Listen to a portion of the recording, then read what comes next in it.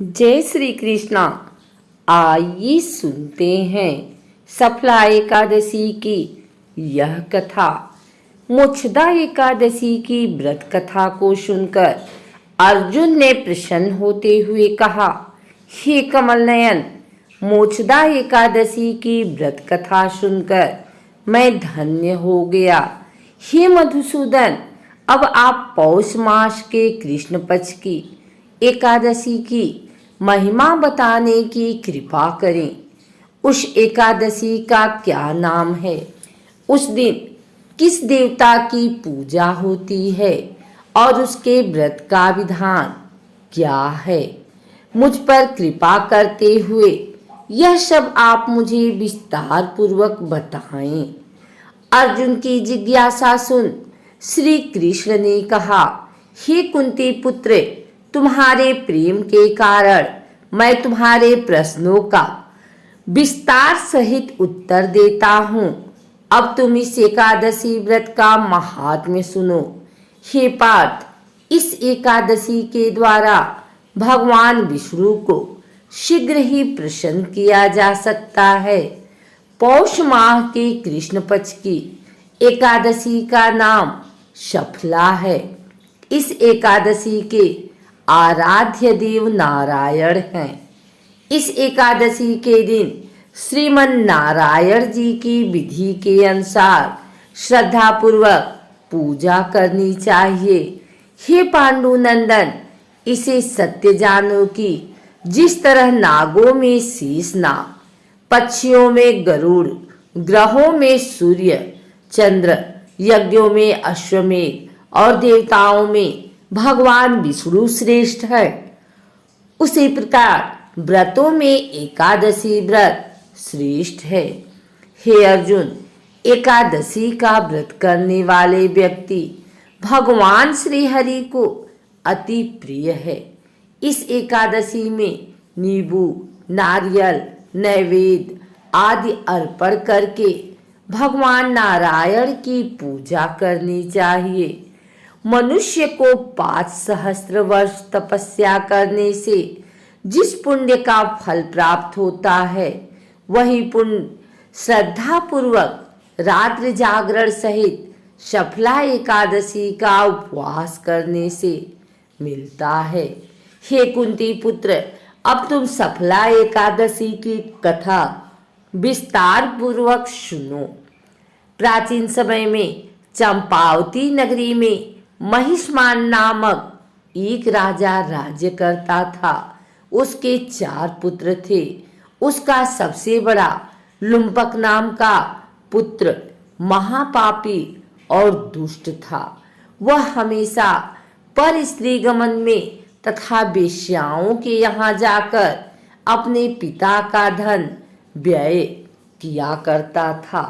देवता, ब्राह्मण, वैष्णव आदि सुपात्रों की निंदा करके वह अति प्रसन्न होता था।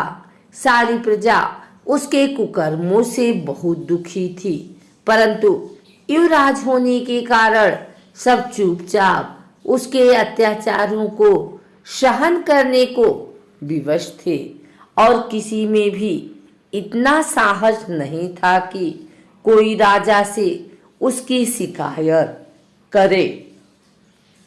परंतु बुराई अधिक समय तक पर्दे में नहीं रहती।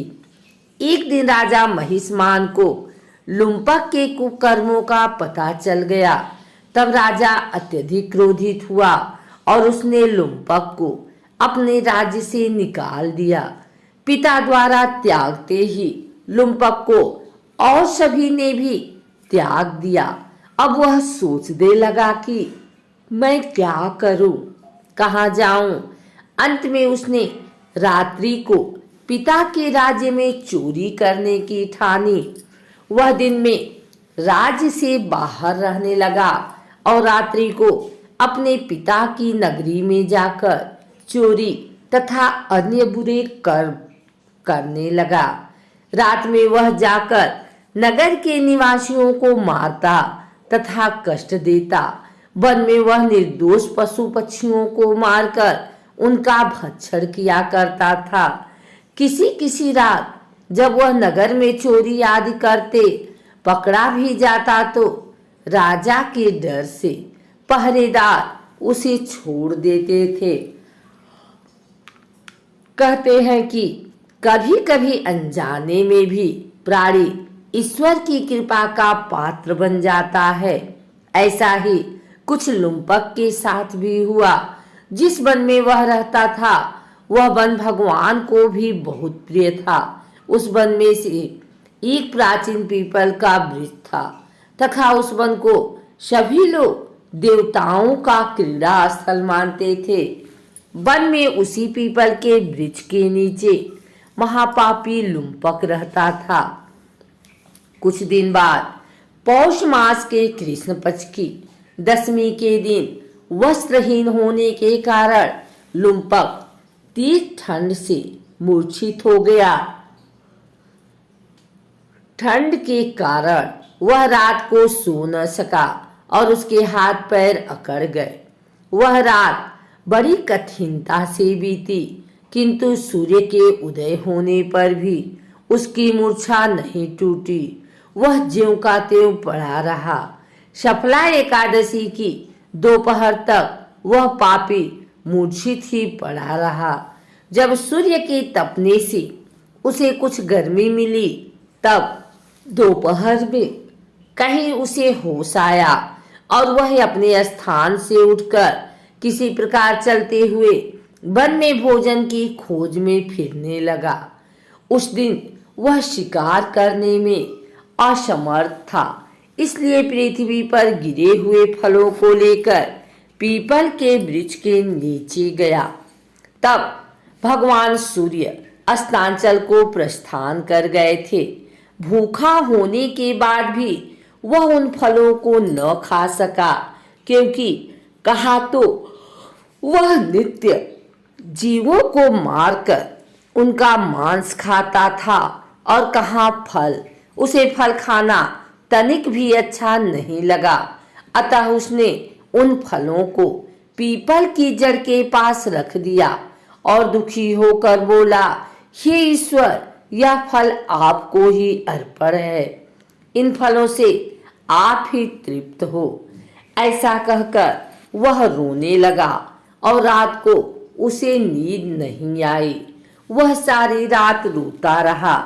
इस प्रकार उस पापी से अनजाने में ही एकादशी का उपवास हो गया। उस महापापी के इस उपवास तथा रात्रि जागरण से भगवान श्री हरि अत्यंत प्रसन्न हुए और उसके सभी पाप नष्ट हो गए। सुबह होते ही एक दिव्य रथ अनेक सुंदर वस्तुओं से सजा हुआ आया और उसके सामने खड़ा हो गया। उसी समय आकाशवाणी हुई, हे युवराज, भगवान नारायण के प्रभाव से तेरे सभी पाप नष्ट हो गए हैं। अब तू अपने पिता के पास जाकर राज्य प्राप्त कर। जब वह आकाशवाणी लुम्पक ने सुनी तो वह अत्यंत प्रसन्न होते हुए बोला, हे प्रभु, आपकी जय हो। ऐसा कहकर उसने सुंदर वस्त्र धारण किया और फिर अपने पिता के पास गया। पिता के पास पहुंचकर उसने सारी कथा पिता को सुनाई।